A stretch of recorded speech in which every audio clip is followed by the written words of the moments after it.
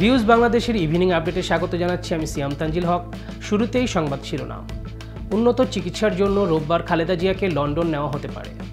খালেদা জিয়াকে দেখতে এভারকেয়ার হাসপাতালে জুবাইদা রহমান।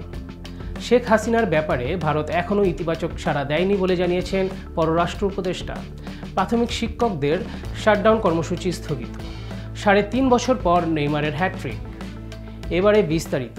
বিএনপি চেয়ারপারসন খালেদা জিয়াকে লন্ডনে নেওয়ার পরিকল্পনা পিছিয়ে রোববার করা হয়েছে বলে জানিয়েছেন দলটির মহাসচিব মির্জা ফখরুল ইসলাম আলমগীর।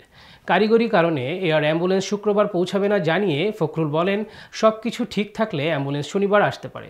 বেগম খালেদা জিয়ার শারীরিক অবস্থা যদি যাত্রার উপযুক্ত থাকে এবং মেডিকেল বোর্ড অনুমোদন দেয় তাহলে ৭ ডিসেম্বর রোববার তিনি লন্ডনে ফ্লাইট করবেন। খালেদা জিয়াকে দেখতে রাজধানীর এভারকেয়ার হাসপাতালে পৌঁছেছেন তার পুত্রবধূ তারেক রহমানের স্ত্রী জুবাইদা রহমান। শুক্রবার সকাল 11:53 তিনি এভারকেয়ার হাসপাতালে পৌঁছান। তার আগমনের সঙ্গে সঙ্গেই হাসপাতালের নিরাপত্তা জোরদার করা হয়। জানা গেছে, চিকিৎসার জন্য শাশুড়িকে লন্ডনে নিতেই জুবাইদা রহমান ঢাকায় এসেছেন। শেখ হাসিনাকে দেশে ফেরত দেওয়ার ব্যাপারে ভারত এখনও ইতিবাচক সাড়া দেয়নি বলে জানিয়েছেন পররাষ্ট্র উপদেষ্টা তৌহিদ হোসেন। শুক্রবার রংপুরের সার্কিট হাউসে গণমাধ্যমকে তিনি একথা বলেন। তিনি বলেন, ট্রাইব্যুনালের রায় নিয়ে ভারত পরীক্ষা নিরীক্ষা করছে, আমরাও তাদের প্রতিক্রিয়ার অপেক্ষায় আছি। এ সময় তারেক রহমানের দেশে ফেরার বিষয়ে পররাষ্ট্র দপ্তরে কোনো তথ্য নেই বলেও জানান এই উপদেষ্টা।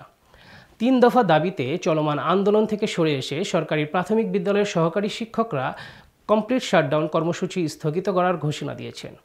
সেই সঙ্গে আগামী রোববার থেকে দেশের সব সরকারি প্রাথমিক বিদ্যালয়ে বার্ষিক পরীক্ষা অনুষ্ঠিত হবে বলেও জানিয়েছেন তারা। প্রাথমিক শিক্ষক দাবি বাস্তবায়ন পরিষদ ও বাংলাদেশ প্রাথমিক সহকারী শিক্ষক সংগঠন ঐক্য পরিষদের যৌথ বিবৃতিতে বলা হয়, নৈতিকতা, মানবিকতা এবং সন্তানতুল্য কোমলমতি শিক্ষার্থীদের স্বার্থ বিবেচনায় পরীক্ষাকালীন সময়ে শাটডাউন কর্মসূচি স্থগিত করা হয়েছে। প্রায় ৩.৫ বছর পর হ্যাটট্রিক করেছেন ব্রাজিলিয়ান তারকা নেইমার জুনিয়র। দীর্ঘ ক্যারিয়ারে বহুবার চোটের সঙ্গে লড়াই করতে হয়েছে নেইমারকে, তবে এবার হাঁটুর চোটের পর যেন আরও ক্ষুরধার হয়ে উঠেছেন তিনি।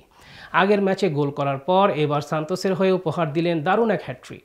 ব্রাজিলিয়ান সেরিয়াতে নেইমারের ৩ গোলে জুভেন্টাসকে ৩-০ গোলে হারায় তার দল। এর আগে পিএসজির হয়ে ২০২২ সালে তিনি সর্বশেষ হ্যাটট্রিক করেছিলেন। নিয়মিত এরকম নিউজ আপডেট পেতে থাকুন ভিউজ বাংলাদেশের সঙ্গেই। ধন্যবাদ।